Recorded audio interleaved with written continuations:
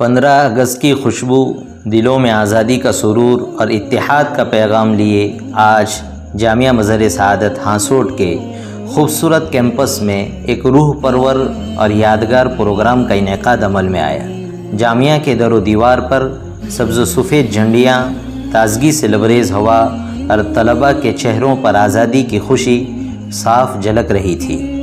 اس پروقار تقریب کے مہمان خصوصی کے طور پر شہر بھروچ کی معزز و معروف شخصیت ساؤتھ گجرات یونیورسٹی کے سابق وائس چانسلر ڈاکٹر پروفیسر جناب اشون کاپڑیا صاحب تشریف لائے، جبکہ نظامت کے فرائض جامعہ کے موقر استاذ مولانا مبین صاحب نے نہایت ہی خوش اسلوبی کے ساتھ انجام دیے۔ دل ہی تو ہے نہ سنگ و خشت، آخر بھر نہ آئے کیوں؟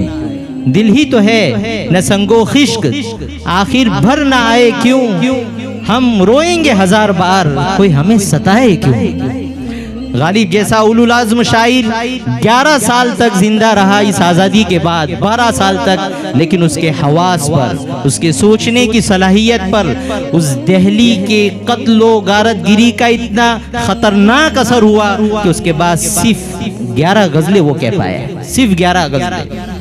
محفل کا آغاز تلاوت کلام پاک سے ہوا، جس نے محفل کے ماحول کو نورانیت اور روحانیت سے معمور کر دیا۔ اللہ یصطفی من الملائکۃ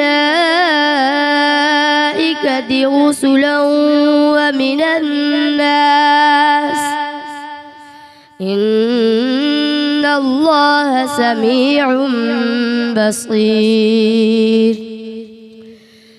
يعلم ما بين أيديهم وما خلفهم وإلى الله ترجع الأمور يا أيها الذين آمنوا اركعوا واسجدوا واعبدوا ربكم وافعلوا الخير لعلكم تفلحون۔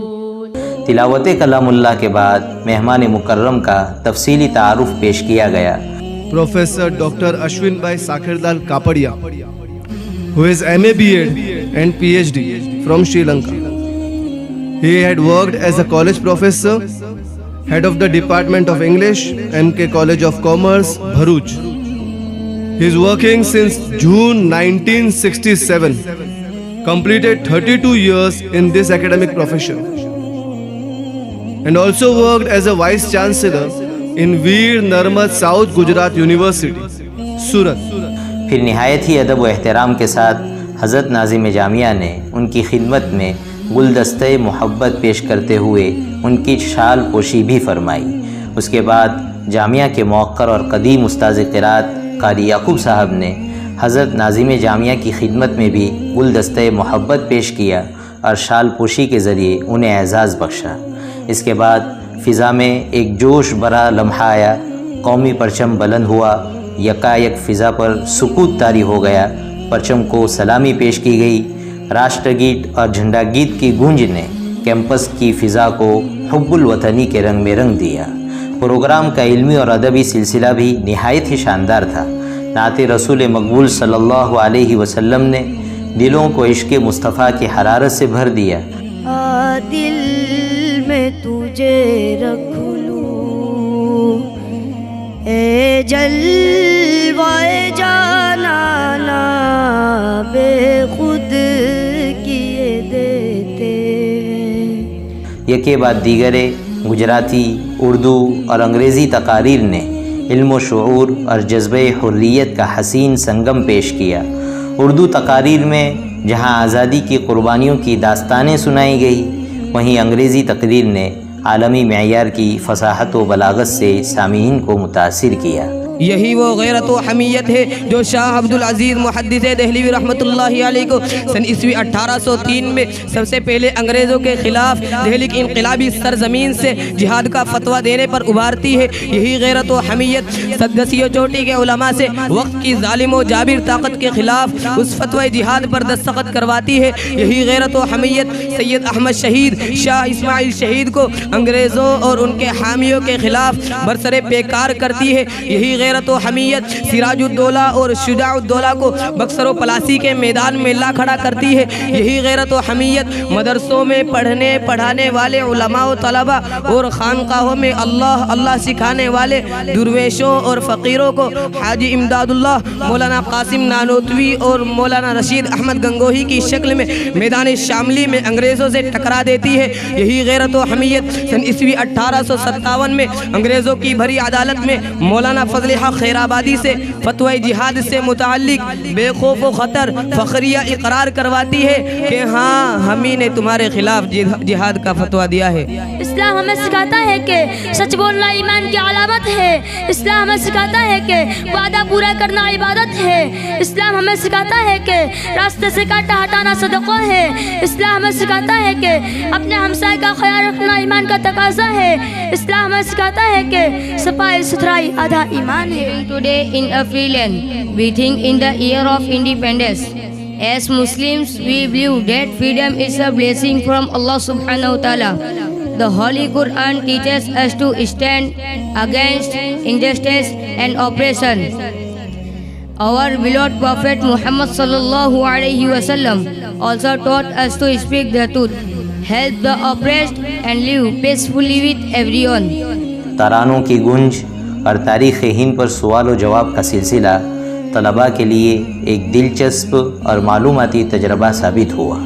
اسی کے ساتھ انگریزی ڈرامہ، عربی نظم پر ریئیکشن اور عربی محادثے نے حاضرین کو زبانوں کی خوبصورتی اور مہارت کا نیا ذائقہ چکھایا۔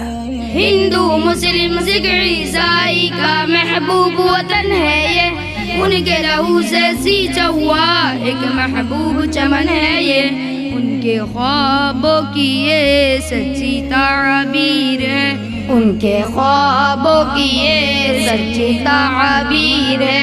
ہندوستان زندہ باد دل میں تحریر ہے، ہندوستان زندہ باد دل میں تحریر ہے۔ بھارت کے پہلے وزیر اعظم کون تھے؟ بھارت کے پہلے وزیر اعظم پنڈت جواہر لال نہرو تھے۔ بھارت کے پہلے صدر کون تھے؟ بھارت کے پہلے صدر ڈاکٹر راجندر پرساد تھے۔ بھارت کے پہلے وزیر تعلیم کون تھے؟ بھارت کے پہلے وزیر تعلیم مولانا ابوالکلام آزاد تھے۔ یونانیوں کو جس نے حیران کر دیا تھا، سارے جہاں کو جس نے علم و ہنر دیا تھا، مٹی کو جس کی حق نے زر کا اثر دیا تھا، ترکوں کا جس نے دامن ہیروں سے بھر دیا تھا، میرا وطن وہی ہے، میرا وطن وہی ہے۔ What's the matter? You are applied to join defense. She adopted for the exam. This is her joining letter. What? How could you think about it? Mom, Dad, please give me permission. I had always wanted to serve my country. You have other way to serve country. Go for IAS or IPS to serve country. Hanan, it is true. How can join army without our permission? If I am a boy, would you say this? You proud on me, judge me. As girl, so you don't give permission. Yes, you are right. You are girl and girl have a join army. We are looking groom for you and married you. Rabbuka Allahu Rabbi. Ma dinuka al-Islamu dini. Man nabiyyuka Muhammad sallallahu alayhi wa sallam nabiyyi. Ma kitabuka al-Qur'anu kitabi. Who is your Lord? Allah is my Lord.